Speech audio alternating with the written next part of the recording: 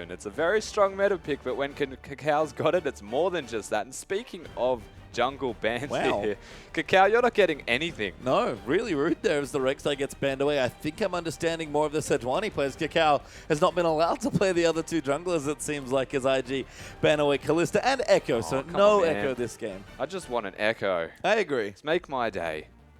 Instead, it is going to be banned away, of course. Kalista, their other ban from IG here, and Kalista, not really a surprise that it's banned. I'm saying it every time, but it's again, I'm almost going to stop mentioning that Kalista gets banned because it's just so standard at the moment. Yeah, Imp's Kalista especially is one of the top Kalistas in the league. He's one of the top 80 carries in the league and probably the world as well. So not too surprising there as LGD, considering their next ban, going to take the Fizz away. Love that ban as well.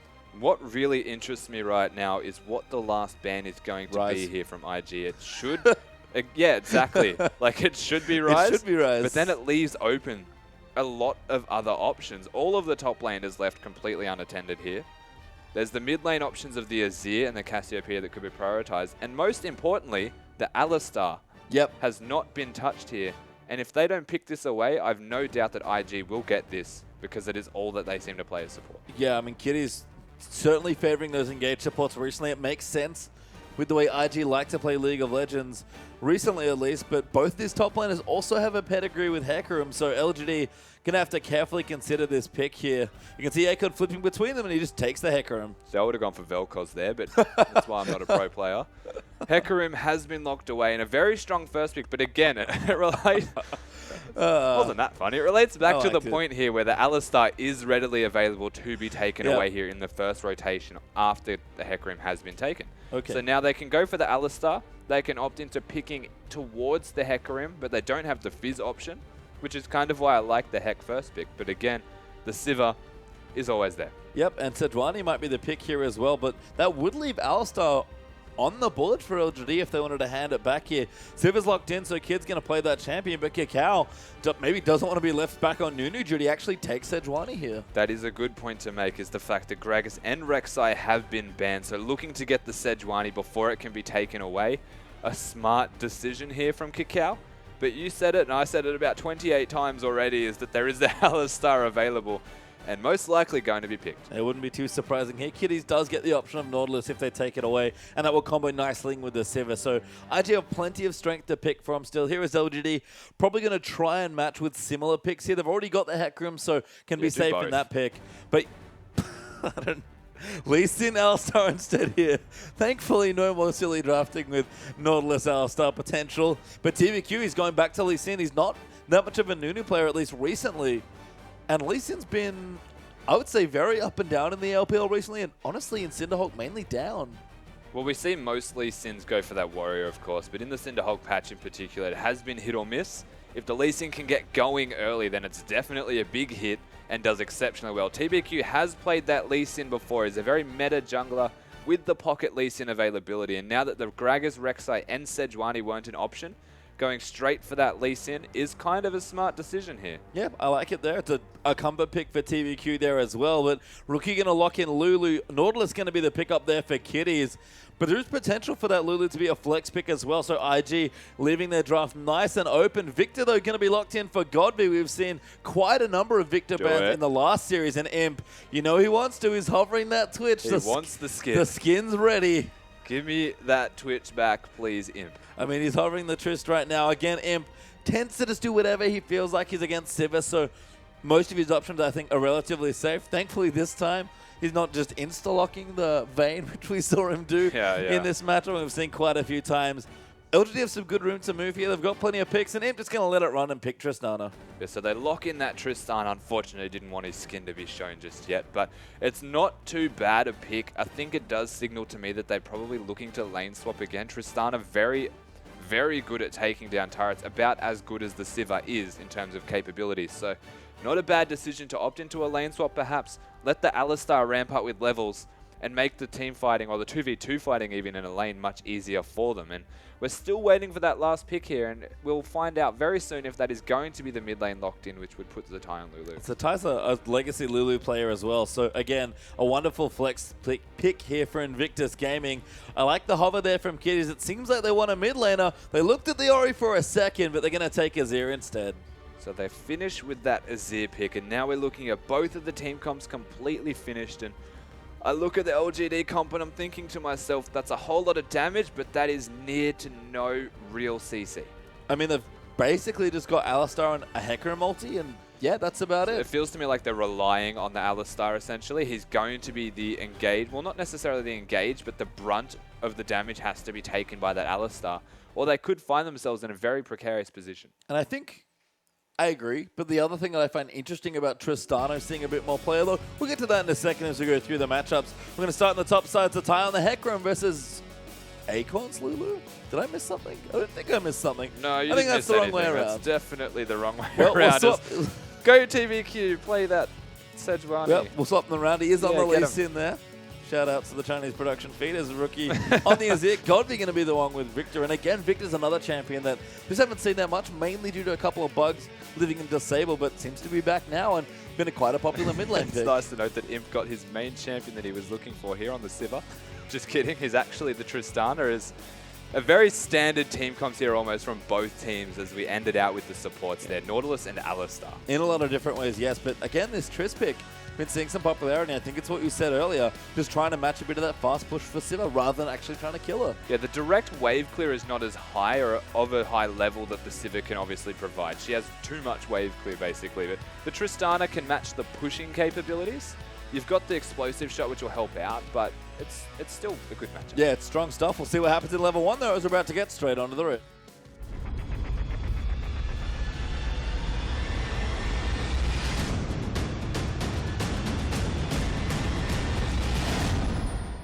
And we're back here for the first game of our last match of the evening. LGD taking on Invictus Gaming. And like you said, just before we got into the game, standard stuff here is Imp, Firefighter, Tristana, seeing what he can put out here in the river. Yeah, actually one of the best Tristana skins imaginable. Great. It's phenomenal. I love it. He's going to be looking, from the looks of it anyway, to find a standard matchup, but you can see Sivir sitting in the top side. I'm guessing, judging by the recall in particular, was actually predicting that lane swap. Instead has realized that they've seen Tristana's going to walk towards the bottom lane, but now the question is Imp content, or is he going to swap himself? Yeah, I don't know. We see, again, a lot of lane swaps when we see Tristana Sivir, and we haven't seen too much of it, at least in a lot of regions around the world. But starting to pick up in popularity, it feels to me like you do want the lane swap just to promote a bit of early fast pushing and get some early gold, but we'll have to see what shakes out here as both sides are kind of jockeying back and forth with LGD's dual lane sitting towards the top, and Kid, he is down the bottom right now. That's actually adorable. Because it's neutral wards that have been placed here by both teams, they don't have any deep vision to see if a lane swap was coming out. And funnily enough, because they spotted Imp, they've made the assumption that it wasn't a lane swap. Instead, it is a lane swap, and now they find themselves in the 2v1 scenario. Well, smart stuff there coming through for LGD, playing a bit of a mind game, and Imp gets what he wants there as LGD initiate the lane swap. That does mean that Godby going to be on this Victor, but against Rookie's very potent Azir.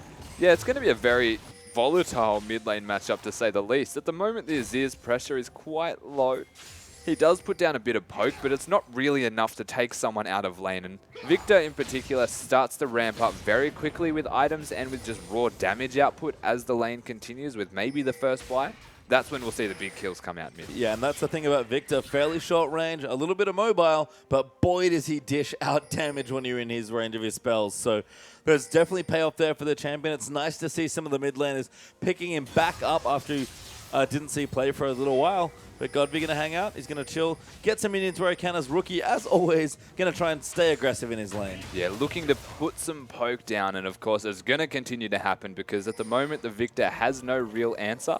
If you want to sacrifice last hits perhaps, but once that Q starts to come in, the trading capabilities are going to be there. The big issue for the mid lane right now is Flash Ghost up against Flash Heal. Yeah, and we talk a lot about summoners right now, especially in the mid lane. Lots of variants, lots of control mages and more sustained damage style champions. So we do see a few more defensive summoner options, but I love Ghost on Victor. It unlocks so much of his mid and late game because, again, he's kind of short range and immobile, but it does mean, like you've said, that he does suffer in the lane sometimes. Yeah, it's very good for the Victor, especially as you hit the later stages of the game. Having double mobility in your summoner spells just allows you to do so much more work than you normally could because you need to stay next to them and be really sticky. But as mentioned, it does sacrifice a bit of lane pressure. And speaking of lane pressure, we're looking at a 4v0 scenario. IG just going to fast push the crap out of the bottom lane here. In fact, I think Kakao might even take a jungle camp. No, Nautilus instead. Going to get some wards down. TBQ going aggressive, but Rookie pops himself to safety with a Sand Soldier. Just a pot shot with the Sonic Wave to put down some raw damage. Rookie's going to be getting out perfectly fine. In saying that, it was a bit of pressure, forces a lot of mana out of Rookie where he can't now use that offensively. Invictus Gaming have made the instant response here to go for the Dragon. I mean, this is aggressive, and PYL's even pulled himself down to try and get them off the Dragon. Successful getaway, though, for LGD as they force them off it. Very smart rotations there to make sure that Dragon doesn't go down. Yeah, PYL coming down was a big factor. They couldn't finish the Dragon in time, so it would have been a very early cheeky Dragon at 4 minutes and 30 seconds, that's for sure. Not actually going to go down at all. Everyone's going to reset, go back to where we all started, and it's actually pretty much dead even at the moment. It is, but this is the sort of game that LGD became famous for towards the playoffs of spring now as well. Imp in the 1v1 or 1v0 at this stage, just getting some free farm, keeping the lane back here. PYL able to roam, and TBQ just comfortably farming through it. He doesn't have the same level 6 impact jungler like something like SR20 that Kakao's playing here, but this is the winning formula for LGD a lot of the times in spring, so the first 5 minutes at least are looking good for them. He does still have a very strong level 6 impact jungler, maybe not as big as Kakao because of the impact of the ultimate, just being able to lock down multiple targets. But if TBQ can get onto the right target, kick them towards the player or team that he is in the lane of, and actually, you know what? Let's not continue to talk about that. That's a level 5 against a level 2 Lulu at the moment here for Imp. Yeah, I mean, Imp, again, loves to force people out. He's a great laner both in 2v2s and in 1v1 situations, and Zatai going to start the lane very, very, very far behind. So far behind. He's level 3 now. At the very least, he's kind of just going to sacrifice most of this part of the lane until he can start to ramp up in items. TBQ, you can see smartly coming top to try and deny all of these minions, but the response from Kakao is instant. Yeah, very adequate stuff here. Kakao going to come through and spot them. Teleports though coming in. They want the dive instead. They might have caught Kakao. Imp's going to come in. They'll find him. Explosion charges down. Acorn's going to dive in. Kakao, too much damages. Imp's going to take first blood. Zatai, Imp's going to get second blood too. That is 2 kills onto Imp, and that is not who you want those kills to be on. The teleport coming out here. The coordination between Acorn, TBQ, and Imp was on point right there. They sacrificed, well, essentially they didn't even need to sacrifice anything. They find the kills onto the priority target straight off the bat. The Sejuani coming in to support. Lulu not actually able to provide anything, so it goes down in the end there as well. Yeah, Imp at level 6. We want to dive again. PYL's here this time. TBQ survives again. Safeguard moves through. Imp's going to get the damage down, and he gets a triple in 6.5 minutes. But TBQ, he will fall for the trade. Zitai at least getting a kill. That's going to help a fair bit, but that dive is just getting worse and worse right now in such a horrible position. Level 6 for this Tristana right now is very painful predicament, especially not even considering 3 kills at the moment, 55 CS. That'll be probably a BF sword and a pickaxe for Imp at the moment. And that's insane. And it's at 7 minutes. That's insanity here in this game. 7 minutes. It is, and that's what LGD have brought to this game. Absolute chaos and a very creative few tower dives there. Sort of surprised Imp didn't go for Kakao when he wandered back up there again, but he'll just take his 3 kills instead. How nice. Must be nice to start the game with 3 kills. And there it is, Rusty. BF sword, pickaxe, and boots 1. Just casually at 7.5 minutes. Yeah, that's the usual, man. Like, that's what you usually get when you first... That's unbelievable how big that he is right now. 3-0, 7 minutes, 30 seconds. He can go anywhere he wants on this map, and he will command respect because he just does so much raw damage. And you can see that Zitai's actually opted back into the 1v1 at the moment. Acorn, especially once he gets 6, will have a lot more kill pressure onto Lulu. Maybe not as much as a 3-0 Tristana with 2 items. They're coming again. PYL's already hit. TBQ going to join in as well, and Zatai is going to die for the 3rd time in this game in 8 minutes. I feel bad.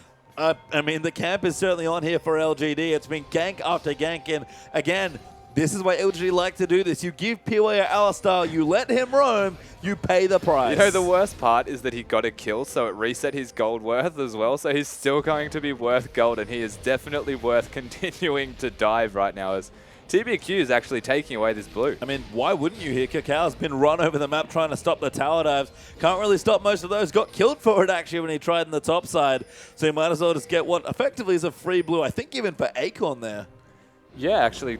No, I'm pretty sure it went to TBQ. Either way, Scumbag they've TBQ. got the blue buff away. They've stolen that. And now the pressure is not exclusively into a lane where the Lulu has been punished repeatedly. In fact, it is everywhere on the map. And this is TBQ and Acorn, even PYL, utilizing the advantage they have, even if it is small, even if it's just on the Tristana. It's the map control, and then they turn it into buffs. They turn it into just full map control, and they now look really, really far ahead. At 9 minutes in the game, to be about 2k gold is pretty big. It is, and I feel like this is the second series in a row where it's been aggressive top lane teleports early on into lanes just for gank pressure. It was dive pressure in this game for LGD, but we saw Dandy do it in the last one. Acorn right on track with his teleports as always, and it's a different thing from these top laners. We don't see it that often, but using your man advantage in a very unique way has netted teams multiple kills across games today. That's the super cool part about having a Lee Sin on your team as well. The Hecarim, very good for early damage and I guess mobility just from being able to get from A to B very quickly with that teleport. And then you've got the Lee Sin who's got the Sonic Wave, the shields, the Tempest. Everything is actually just so good for early pressure. And you can see how that translated into what is now an extremely fed Imp. Yeah, I mean, Imp's massive here at 3-0 here. The tower's going to fall on the bottom side, actually. So Acorn forced to give that one up. IG's minions doing some work and giving them some gold back in the game. It's only 1,000 gold now between the two, but Acorn's getting free fire. The mid lane's been quiet somehow, which is the lane we thought was going to be wonderful. All fireworks here in this one. It is. It is nice to see things just calm down a little bit. It's pleasant in the mid lane at the moment. It's very serene. Nothing really happening besides a lot of farm. And I guess you need to respect the kill pressure of both of these mid laners. So for the most part, they're just actually farming and getting through to scale a little bit further. Eventually, it's going to actually favor the Victor for the earlier spike in just raw damage that a Victor can put out. If they can work around Imp still being so big, almost has that Infinity Edge, by the way, already. If they can work around that and Victor's going to be completely left alone, well, then the Victor's still going to be doing a lot of carrying. Yeah, and LGD have already carved themselves out a nice little lead here in this game, and TBQ actually went Cinderhawk here in this game, so recognize that he probably needs to be another tank for his team. Kind of sacrifices the early snowball damage just to be a bit more consistent, but we've seen Lee Sin with a Cinderhawk. It's not always pretty, but it might just work here in this game. And one of the things we did question was how they're going to be able to impact team fights with the lack of crowd control that they generally have. Besides, you've got the Lee Sin ultimate and the Hecarim ultimate, of course, but that is ultimates that need to be used to start team fights off. From there, you've literally just got an Alistar. Basically not going to do a whole lot of work for you. So now that they are far ahead, you can see the Cinderhulk is the response. It's actually going to be big for them just by having someone to stay in the front line for a little bit longer. I mean, maybe look for more dives here as PYL's back. He's level 6. Acorn's here as well. Finds Rookie with the Terrify. Cacao, though. Good counter ultimate's going to keep them out of it. And Cacao gets kicked back there, actually, by TBQ and IG. Looking to answer here. Kiddies comes in with a nice ulti. Godvy's trying to find something, but Acorn going to go down to Kid. PYL's going to be the next to fall. No, it's TBQ that goes down there. Tristana gets the tower, but that's 3 clean kills to Invictus Gaming. And that's a very impressive counter on a tower dive. You could see the Emperor's Divide was used exceptionally to keep them out of the actual dive position. Force them to, well, not even to commit to the dive, but force them to run away so that IG could chase them down. They turn it around on what was a very aggressive continuation of aggression from LGD. Instead, it's now even in kills. And that might have been a bit too much there for LGD. Sorry, looking for another dive. IG finally in the right spot to respond to the dive and all but even that gold right back up here. So Acorn is going to return to his top lanes. The tie still behind in CS here, so sort of scrounging for gold here and there. Imp as well has also completed his Infinity Edge. And Kid with the very shiny Sivir Avarice Blade, looking to get a little bit of extra money, but against a very fed Imp, I don't think I can blame him. Doesn't matter how shiny your Avarice Blade is, it doesn't compare to a full Infinity Edge at 12 minutes into the game. The question now, though, is how are they going to work around Imp being so big to actually continue his rampage across the entire map, translate what his lead is into an objective for everybody, and actually come out ahead in this game? Because at the moment, if they continue to do dives like they just did, and it doesn't go to plan, well, then they're going to start getting behind more and more and struggle against the team comp of IG. Yeah, I mean, LGD can snowball from this point, but Imp's actually staying in this lane, trying to apply more pressure, so I guess they don't feel right now that they can pressure some of the other turrets. I mean, I think the dive pot makes sense. It's one of the big strengths of LGD's comp at this stage. We saw the idea was great from POL. Yeah. He's level 6. You might as well do it. But Kakao, if he's in the right place in the right time, each time that POL and TBQ go looking for a dive, his team will eventually get to a point where that goal's equal or ahead, and they're more than willing to fight LGD. Yeah, of course. I feel like if the team comps or the team fights even continue to be even, then eventually it starts to go in favor of IG by a smaller amount here. Just from prolonged team fights even, if LGD don't instantly blow someone up, IG can turn that around on its head very easily and very, very quickly, in fact, because they've got the Sivir, they've got the Lulu, and they've even got the Azir, whose raw damage over a prolonged period of time is unbelievably high. And they're starting to power up nicely as well, but a good little blue steal just earlier on from TBQ denies that away from Rookie, but Morellonomicon's completed. Sorcerer Shoes are done now as well, so he's getting stronger as Zatai also finishes his Morellonomicon, so I guess the nice thing about Zatai being behind is that he is very cost efficient in his build, so presumably going to look for those Lucidity boots and get that quick 40% CDR. Yeah, no doubt we'll be able to get that CDR first. You can already see it by the Morellos, of course, as you mentioned, is that he's looking to impact the rest of the map much more than continue to lane. And it's a smart adaptation based off being so very far behind already.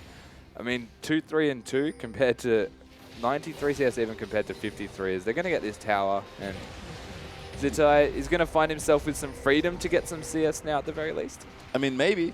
Imp's kind of being annoying and it's bullying people out of their lanes. I like that, again, using that Tristana for more of that rotational-based play that we expect from the champion, given that he does have good single-target damage onto turrets. Kid actually, I think, sitting in the smart place in mid lane. While Rookie goes back, he actually was off doing a camp, I think. So level 11 now for the Azir, but he will return and try and keep people out of the turrets. It'll be tricky for LGD to take turrets wherever Sivir and Azir are specifically, but if they can get the outer ring and look to fight around the next dragon fight, LGD are going to take Imp Snowball and really start running with it through the mid game. Yeah, you're right. It's going to be very difficult here for the LGD side to actually dive Invictus because they've just got the best team for wave clear. They've got the Lulu, the Sejuani, and the Nautilus to deny any real dive attempts.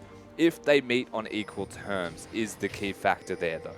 Yeah, I mean, 2-1 up in turrets right now for LGD, starting to keep themselves ahead as far as gold goes, but they had about 2-3k up before, now shrinks to 1,500 gold in this particular stage, and everyone else is powering up. You can see Berserker Greaves now for Kid, Pickaxe completed there as well. Again, it's not quite the Infinity Edge, but Sivir is getting stronger also. Sivir starting to ramp up. It's nothing really comparable to Imp, of course, but that's because we shouldn't be comparing them.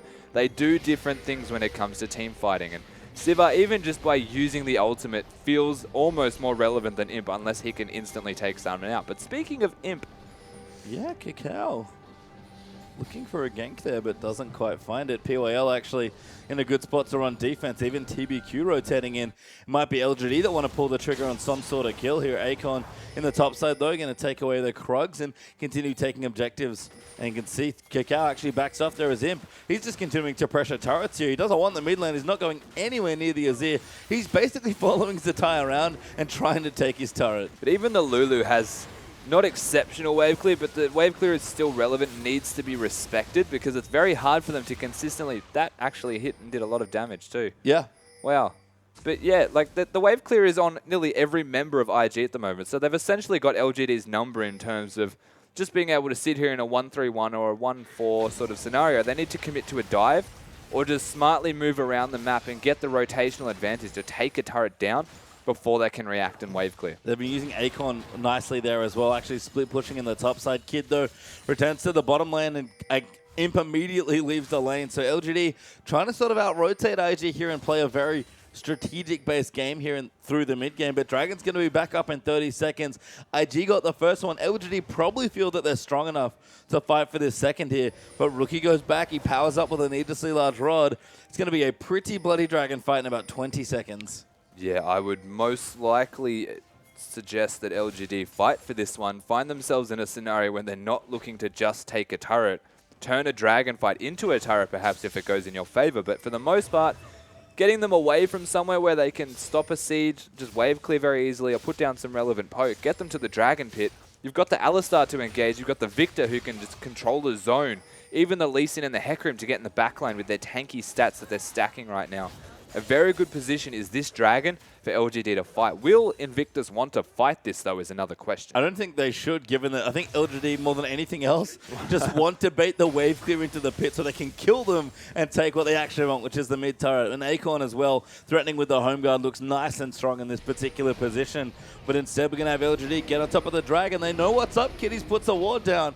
But I think IG correctly identified that, you know what, not worth fighting here over LGD's first Dragon. It's worth trying to find a pick, but it's not worth going out of your way to the Dragon Pit to just kind of face check your death. Well, maybe blue buff, though, is important enough. We saw the steal last time for TBQ. Gravity Field down there for Victor. You know, Rookie wants this blue buff, but TBQ really wants him to not get it. They're going to probably fight for this blue buff. It is going to be a do-or-die style thing. PWL got grabbed up. Good awareness from Kitties, realizing that PWL didn't actually have Pulverize there. Used that a little bit early, did Alistar. Acorn teleports in as well, but he can't find a home guard teleport gank. And the blue buff goes over to Rookie with no problems at all. Yeah, very easy blue buff pickup. Actually, Sivir hitting a full boomerang on exclusively Imp, making him respect the damage. And you could see straight away after that boomerang hitting, they did back off. So giving the blue buff away to Rookie, they've got a lot of siege potential now. You can see they've already rotated to do so. But against Godv, just like we've spent 5 minutes telling you how good Invictus Gaming's wave clear is, LGD's is pretty good too. Yeah, there's a bit of wave clear wars in the mid lane. And we haven't seen Victor in a while, so not surprisingly, it's not something we're intimately familiar with just yet. But yeah, the death ray wave clear is kind of ridiculous. Yeah, it's gross. But I mean, it's matched, I guess, across the board. So as we mentioned earlier, it's going to come down to a more of a strategic map movement-based plays where they're not actually going to just win a respective lane and translate that into an advantage. They're going to find positions which first and foremost comes from vision control. Yeah, and you can see the vision not quite there yet, actually, for either team. It's a very sparse and very blind map here at this stage, but we still have Acorn farming up. He's getting tankier now. He's got his Cinderhawk and that Skirmisher Saber, plus his Spectre's Cowl and a spare cloth armor. So he can start to scale himself in towards the mid-late and late stages of the game and look to take over there. I love the early distortion boots from Godv there as well. And in general, LGD's itemization looks strong. Even Imp has actually already finished his 2 items. Yeah, they're starting to ramp up to the stage where you're expecting them to probably try and find a fight. You could see they were trying to do it around the Dragon as well, force IG to fight them for the Dragon. Smartly not actually fighting for that one, of course, but now that they've got the static shiv on the Tristana, at first I was questioning because the items actually look the exact same, and then he just outright bought the static shiv from the Avarice. So he's still ahead in items, but Sivir keeping up quite well. Yeah, it's again that Sivir Avarice blade, just AFK far more than Mending Waves thing that seems to be so popular here in the LPL. Again, Alistar looking for another gank. Imp actually wants the Gromp, but it's going to get smited away by Kakao, as he'll take that for himself and say, no thank you, Imp, I'm going to take it this time around. And again, I think actually the bottleneck in this game for both teams is the mid lane. There's great wave clear. Nobody wants to leave the mid lane. So unless LGD commit to another potentially disastrous dive, given how poorly the last one went, we're going to be a long time before we really see some action. Because again, when you don't have room in the central part of the map, it's so hard to make plays. Now, nobody overly committing in the mid lane says to me that they're kind of just waiting for a team fight or item-based spike in power where they start to just ramp up excessively hard to the point where they just feel like they can walk over the other team.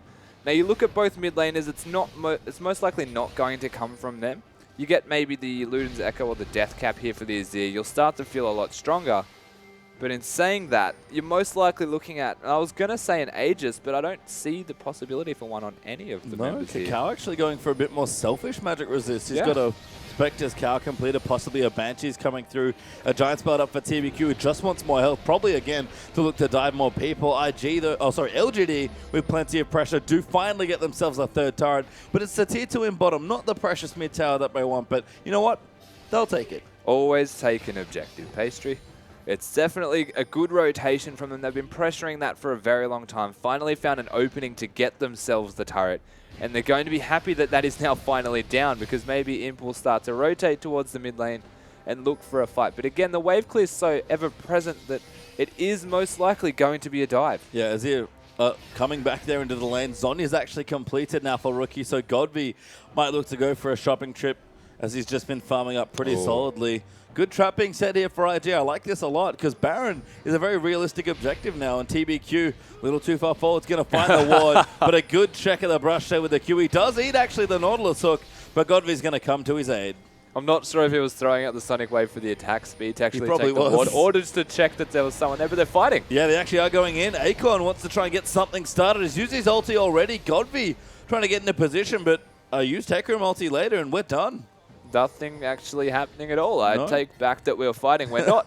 They're looking to siege the mid lane again, and we're just waiting for someone to pull the trigger so hard that it actually results in a fight. The Hecarim ult, not enough to give them a real go button on the LGD lineup here. They can just walk away. IG can just walk away even as well, and nothing actually happening besides a lot of lingering and waiting for an opportunity to get the ideal initiation. Yeah, great four-man movement there from IG to rotate in and finally be the first to crack the pesky mid turret. You can see it's fairly low on the side of IG as well, so they'll have to try and find a way to protect it. Or at this point, maybe they just realize they have to give it up. Again, both teams have had a bit more of a lull here in the mid game. We're equal on Dragons. The gold is fairly close for 24 minutes, and given how the game started, and even Imp, who's only a pickaxe ahead now of Kids. So we're going to have a Dragon fight in about 20 seconds. You have to think it'll be they'll be the first team to hit Dragon number 2 in this game for themselves as well, and that might be the next big thing we have to look for. I would say it's the only real big thing that they're going to look for at the moment, given the amount of clear that they have around minion control.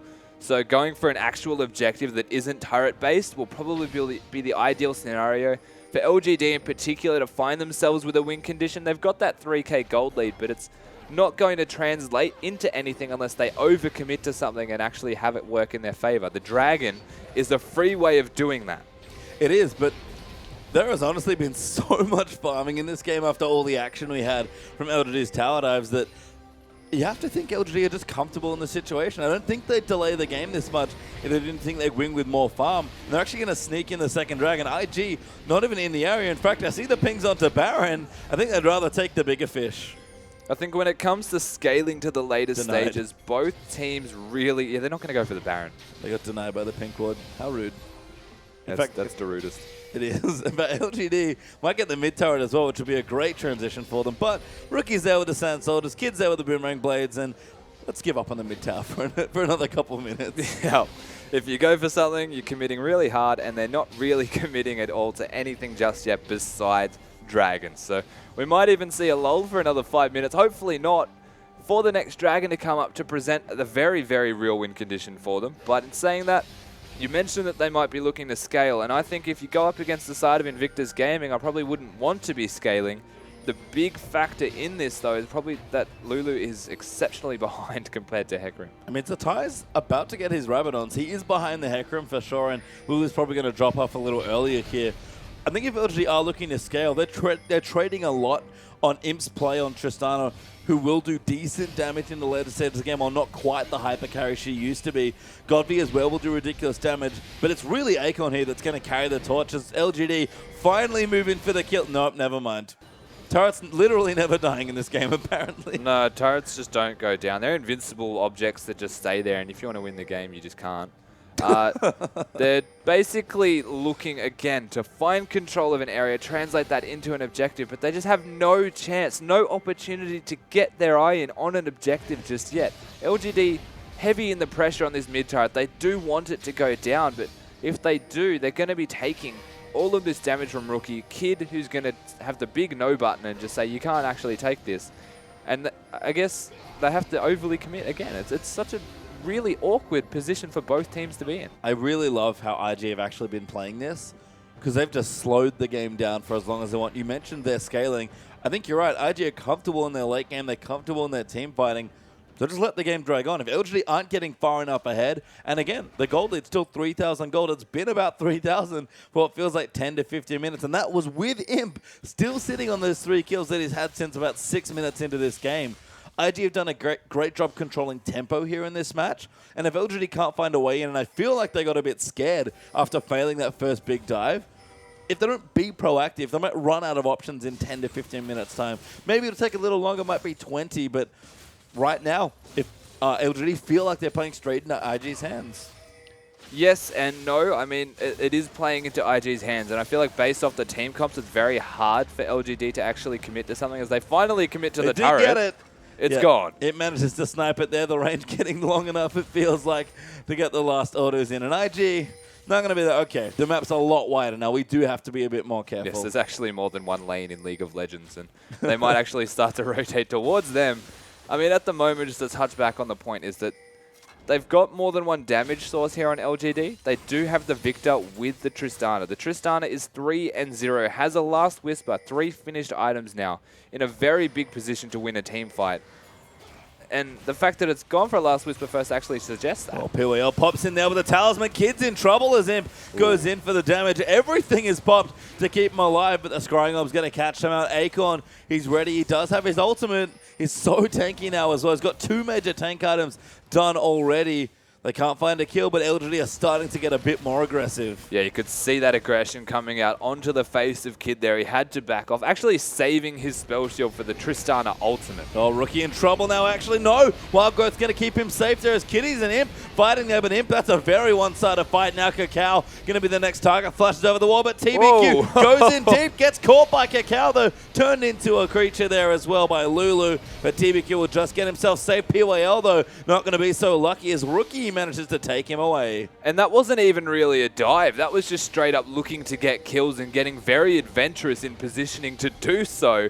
They find themselves with some kills, but it's not a massive win for them at all because what they actually get from that is exclusively kills. Yeah, I mean, looks like not on the same page with Akon there either, who didn't get anything, didn't even use his ultimate in that last team fight, was sitting in the top side getting a bit more fun for himself. And Invictus Gaming, they are straight onto the Baron. TBQ's low, Imp is low. They don't really have a lot of pressure to take this down besides Acorn. Well, Acorn's ready to go, though. He's going to find Rookie. Good Zon is there from the Azir's Cacao. Going to try and keep him down. The Baron not low enough. Imp takes the kill. There's so many kills here in the pit for Victor to collect, and the damage is far too much. LGD going to get 4 kills and a Baron. Now, they actually capitalize on a mistake as Kitties. Make it 5, maybe. Imp chasing for the last kill. Flash forward there. He wants it. The crits are good, but not good enough. 2 hits on the turret is a bit of a sour moment that he didn't actually get the kill. But again, IG made a very aggressive move onto that Baron. They felt like they could commit to it. And sure, TBQ was low. We're going to see it again. But the fact that Acorn is sitting here, he is so tanky with all of his items and the ultimate available as well. It allows the rest of LGD, even with the minimal health bars that they did have, to jump straight into this Baron pit and actually capitalize on the mistake of starting a Baron here from Invictus. It was so smart of Akon to save that ulti there as well. He knew the Baron wasn't going to go down. It was on too high health at that stage, about 4,000 still. And he just waited.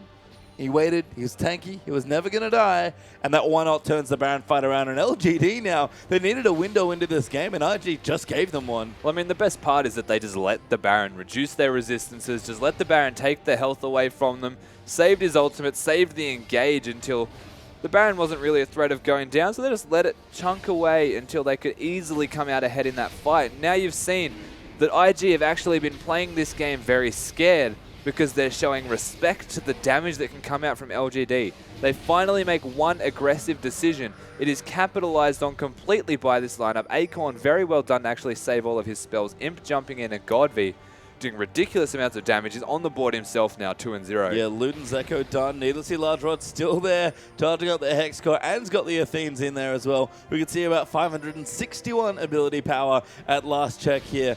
And Victor, mid to late game, he does not mess around with damage. Yeah, just a little bit of ability power. Nothing not bad. Crazy. Don't worry, he'll have a death cap soon. Oh, in a very good position is Victor, to be honest. And they've got Imp as well, 5-0 with 4 finished items. Went for the Banshees, having the defensive item as his 4th option.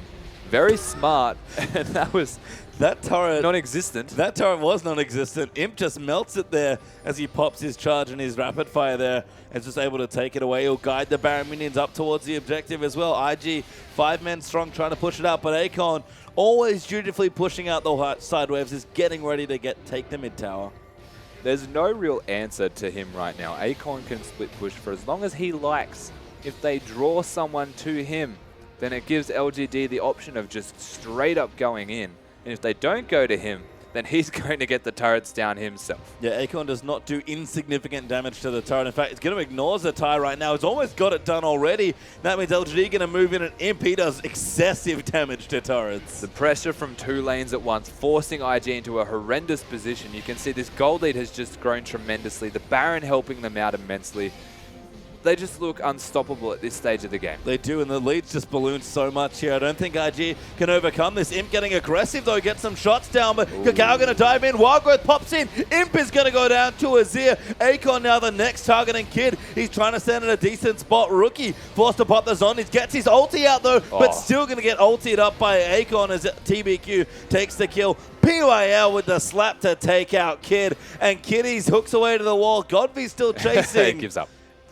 But IG lose 3, and Imp is the only one to die. Even with Imp dead, this LGD lineup just have so many threats, so many options. TBQ, in fact, just destroying their lineup with the amount of damage he's doing. And that's as a tanky Cinderhulk Lee Sin. So you can really see how that gold lead translates into the threats. Victor cannot be left alone. If you put everything into Imp, you're leaving Godby to just destroy you himself.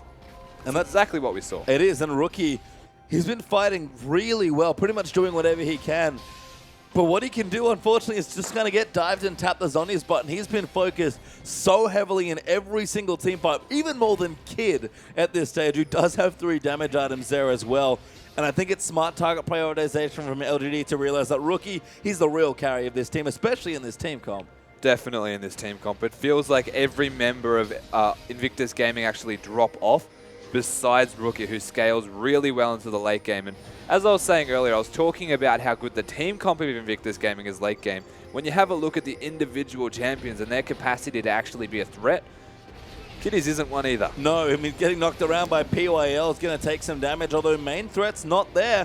IG respond with 4 members. The Tiger poured in to make it 5 imps here, though. Kakao going to move in. The ulti is going to hit, finds Akon and TBQ. But those are the tanky targets. Akon says, all right, let's go back in. Dives in onto Kakao for a bit of extra poke, but Kid not doing bad damage by any means here with the Lulu shields on him ready to go in. But Imp, he can smell blood, and LGD going to push down aggressively.